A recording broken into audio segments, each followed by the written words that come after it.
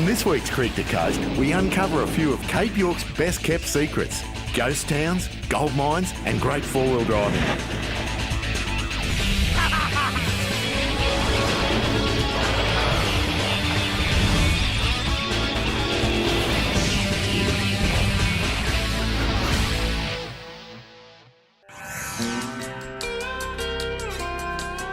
It's a mineral with a colourful history, an inert, inactive, and for more than a few, intoxicating precious metal prized by fossickers, collectors and investors.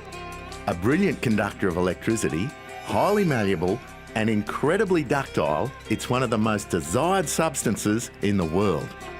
Despite all those practical applications, what really makes this stuff so valuable is its rarity and its beauty. I mean, just look at it. Empires have been built, wars have been started, and blokes have even been driven mad in the search for nuggets like this. Now, hopefully today, though, we're going to keep our sanity. We're going to explore an area that's no stranger to this stuff. We're going to go for gold in Cape York. Righto, Glenda, tighten her up, mate.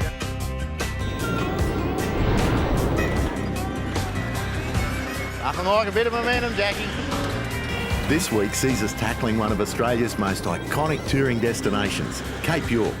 And we're starting where all good off-road journeys through this part of the world should commence, ARB Cairns, where I've arranged to meet up with the manager, Lachlan Brosnan, along with a couple of the other ARB boys, Dave Archer from Toowoomba, Greg McDonald from Rocky, Glenn Sweeney from Burleigh, and from Capalaba in Brisbane, John Parkinson.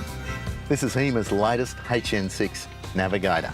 Fantastic thing. It's got all the city maps built into it, but better than that, it's got the four-wheel drive tracks. So take the kids to music practice or find your favourite fishing hole in the middle of Cape York. This can do it. Matter of fact, it can do anything. Don't believe me? Watch this.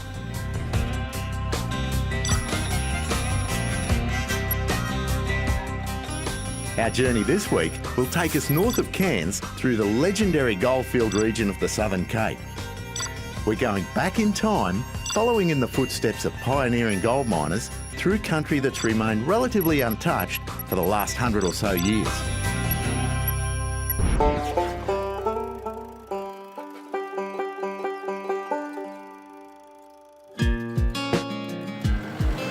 All right, well, maybe we're exaggerating the capabilities a bit. But given we're going to be tracing gold history back a couple of centuries, we figured the Herberton Historical Village was the perfect place to start. It's a faithful recreation of traditional life in far north Queensland, where you can literally take a walk, or in this instance, take a drive through history. Lockie, I reckon we'll be able to fill up down here. Mate, you'd know how to use those Bowsers. What are you saying, they're old Bowsers? Well, I'm old. Back from when you and Adam were a boy, mate. Yeah. Of course, not all the history up here has been recreated. Heading north along the Mount Mulligan Road gives us our first taste of the dirt and our first glimpse of a Cape York ghost town. Though it was black coal rather than glittering gold that led to the boom here at Mount Mulligan, it's an example of the history on show by the side of the road if you're willing to head off-road in this part of the world.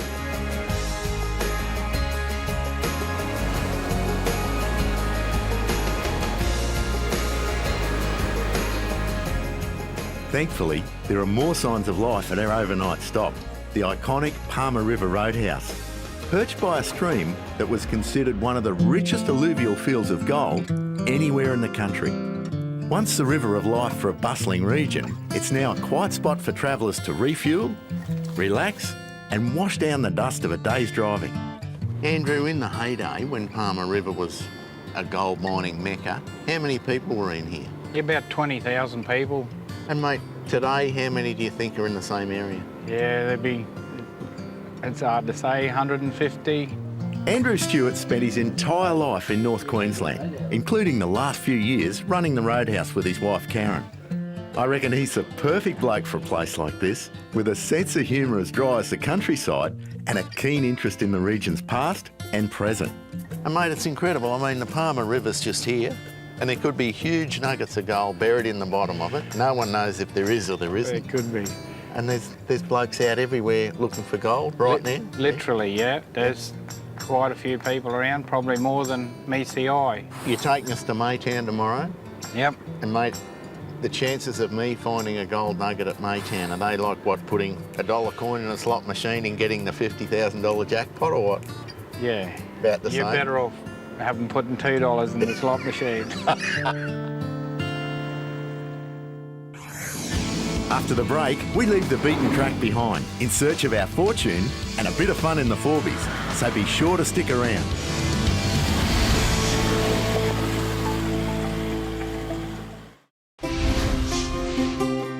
A fitting start to a day in search of gold around the Palmer River region of far north Queensland. If you're considering a trip up this way, you need to base your plans around a couple of things: fuel availability and consumption. Diesel and unleaded, pretty easy to come by, but premium's out of the question. But regardless of what you're going to use, you need to have the range, and that's a long-range fuel tank, best way. This vehicle has got 270 litres capacity. That's going to give us about 1,400 kilometres worth of range, so we won't have to stop again this week. Andrew's kindly offered to run us out to Maytown, which was gold mining ground zero at the end of the 19th century. I'm with Lockie in the 70 Series Ute, which he's kitted out specifically for exploring the far north. John's also got his trusty Ute, which has plenty of Cape and Territory trips under its belt. Same with Greg's Cruiser Wagon, which has also seen its fair share of rough roads. Glenn's Ranger is the newest car in the fleet, fresh from a complete ARB rework at his store in Burleigh. It's getting a real baptism of fire this week. And who could forget Dave's old reliable short wheelbase Maverick, proving you don't need a brand new car to tackle a trip like this. Yeah, right, Joe. Just coming into Maytown here. Bit hard to imagine 20,000 people living here. When you look at this place now, a bit derelict and in its heyday. You're looking at the ruins of what was once a bustling community, which boasted a main street with 3 banks, a hospital, and dozens of shops, 2/3 of which were run by Chinese proprietors who made up the bulk of the population. But since it was abandoned 60 or so years ago, this hub of commerce and industry has gradually been reclaimed by the elements, making it a surreal lunch setting, ironically at the site of the old bakery. So this is Leslie Street. Leslie Street, mate. Yeah, Maytown, mate. 20,000 people. Beautiful slate Lives gutter. around here, yeah. Mate, I can't believe it. It's just straight as a gun barrel. As good as the day was put in. And it is. Sure is, yeah. So and when they done it properly. Hard to imagine. And full of shops? Full of shops, up to 30 pubs were here. 30. 30, yeah. So Be thirsty work morning then. it's hot enough weather, eh? Isn't it? Relics of the mines themselves are scattered throughout the area, telling their own stories of a once thriving industry powered by hard labour and raging furnaces. But it's incorrect to say that ghosts are the only residents left in the area. There are still privately run mines and a few roaming prospectors.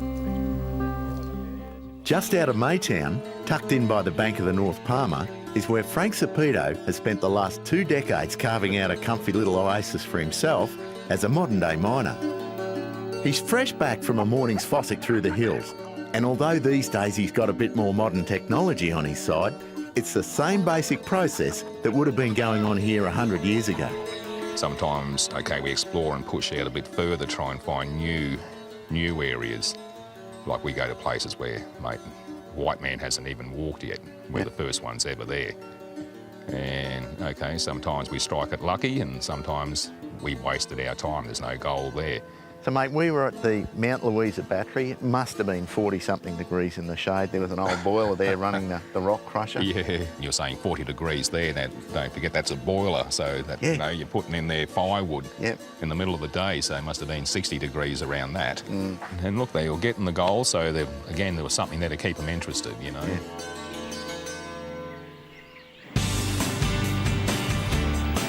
While Andrew's due back at the roadhouse, we're heading north to a spot called Jowawallabina on the old coach road, which was the original route into town, and it doesn't seem to have changed since the day it was cut by blokes using wooden tools.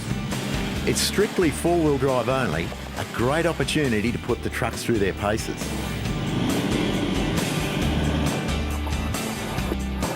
The track takes us directly up the Jessup Range, a challenging climb with plenty of rocks and ruts. And you have to take your hat off to the horses that pull coaches loaded with people, supplies, and even the crusher batteries that we saw back in town. No doubt a far cry from the comfy seat of a modern four-wheel drive with old man Emu shocks and springs underneath.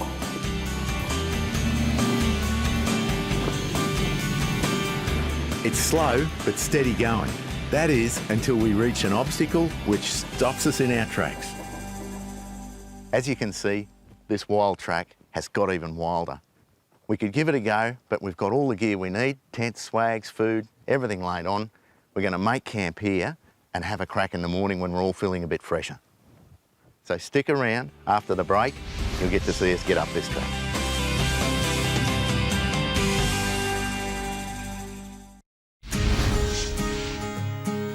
Welcome back to Creek to Coast. You've rejoined us halfway along the old coach road, which runs between Maytown and Laura in far north Queensland. How about this for an early morning heart starter? We've had a good night's sleep and a hearty brekkie. Locker's locked up, low range, first gear, and Lachlan's getting all the advice in the world, so it should be good. You ready? As we discussed, mate, just keep it moving, bit of momentum, and not too much or you'll get the front end to fly up in the air, so just go steady. This is the perfect demo of diff locks in action. With a slippery, gouged out step up, the rear end struggles for traction, but the front axle can pick up the slack with both wheels able to claw up the rock. But John's ute only has a rear locker fitted, making things that little more difficult. Righto, Jackie, we'll just get the boys to do a bit of track repair work and have another go at that.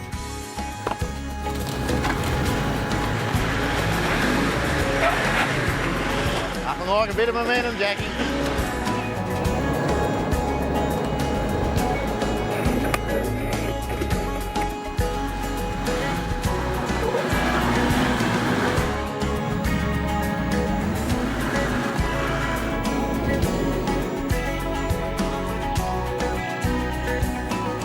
The road eventually empties us out at the Little Laura River, which cuts through a relatively small station in the scrub, Jowallabina Safari Camp. There are cleared areas, cabins and bush kitchens, but the truly unique feature about this place is the artwork that's been discovered in the hills. Treasures that many consider more valuable than gold. As Matt Trezise explains, this is Quincan country, one of the few places where it's possible to see firsthand how art and culture came together in traditional Indigenous life. The most recent thing here is this little figure of a demon, or Quincan as we call them. But you can see that there are other paintings here which are considerably older. Matt's father Percy first started poking around these hills in his Series 1 Land Rover back in the 60s, when little was understood or even known about the existence of what's now considered one of the most significant collections of rock art anywhere in the world.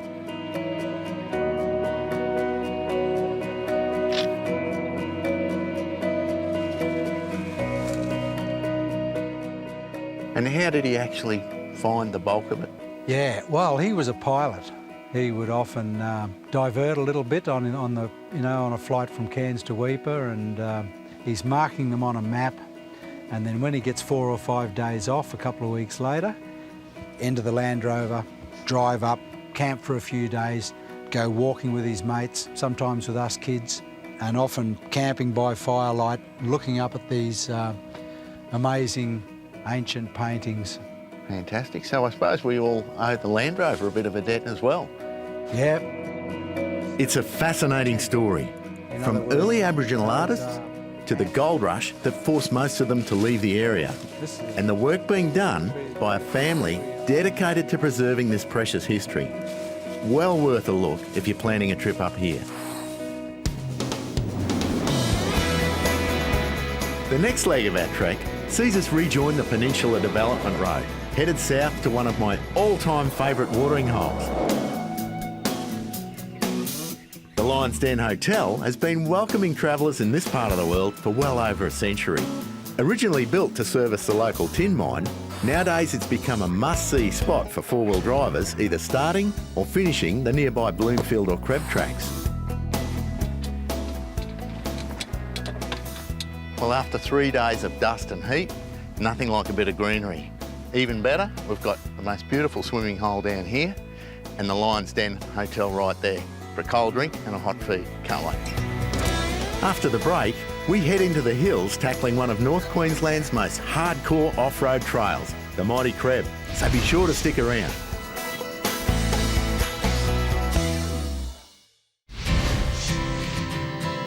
Welcome back to Creek to Coast at the one and only Lion's Den Hotel near Cooktown in tropical North Queensland. Today's going to be our hardest drive yet, longest one too. The last few days we've hit bumps, rocks, water, everything.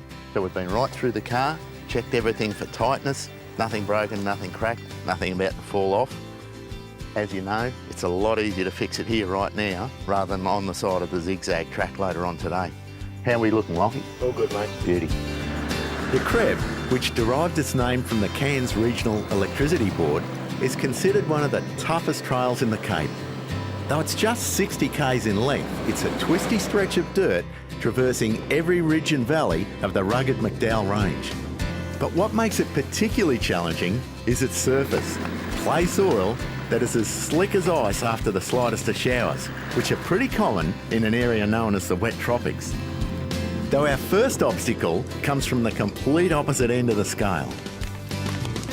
Far North Queensland at the end of the dry season, you can be sure there's going to be fires, and you can also be sure there's going to be trees across the track. We've got quite a good sized one here, but we've got all the recovery gear and a winch, and we're going to get ourselves out of trouble. With a winch installed and a good understanding of how to use it, it's easy to turn a major obstacle like this into a minor inconvenience. The Warn 9.5 on the front of Glenn's Ranger, teamed up with a well-placed snatch block, makes pretty short work of this roadblock.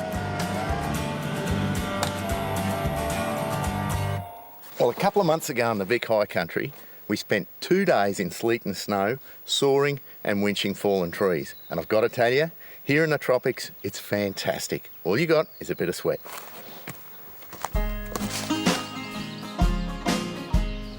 I don't think I've ever been on a trail that contrasts so quickly. From dry scrub to lush green valleys. You can be driving in dust 1 minute and dropping into a water crossing the next.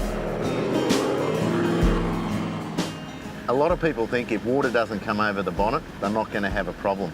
But in fact, most air is taken from behind the headlight, and that's where it gets into the engine. With a snorkel, the air gets in up there. And the only problem you're going to have is forgetting to wind up the windows.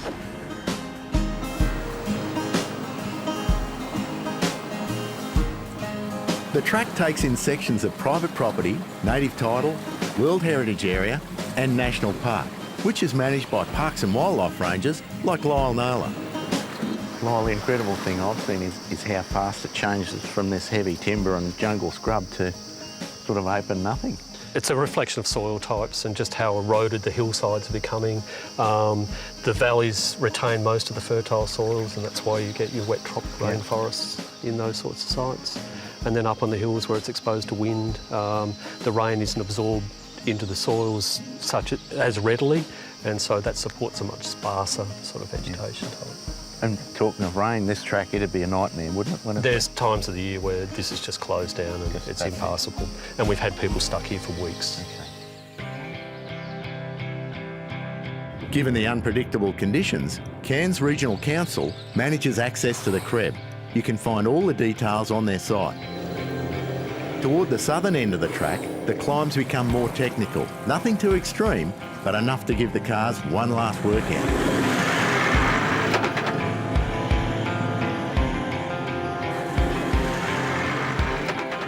Well, the Creb track has a fearsome reputation, and you can see why. In the wet, it'd be absolutely impossible. The dirt finishes at the foothills of the range, but not before a final crossing of the Daintree River. Apparently, in full flood, it's a sight to behold. Today, however, the gentle flow is a perfect send-off to a spectacular week in the Cape. From glittering gold to lush green rainforest, it's been a trip that's included a bit of everything. And hopefully, you're feeling inspired to start planning an adventure like this for yourself. And if so, you need to start by getting the car sorted at ARB. Like all of us on this trip, most of the blokes in store have probably been where you want to go and know what you need to get there. Visit the website to find your nearest store for more information about suspension to snatch straps and everything in between. Sadly though, our trip's drawn to a close at a familiar landmark for plenty of four-wheel drivers, the famous Daintree Ferry. Although this ferry is the beginning of most people's off-road adventure, it's the end of ours. So if there's one thing I'd like you to take from this week's show, is that anyone with a four-wheel drive can tackle a trip like we have.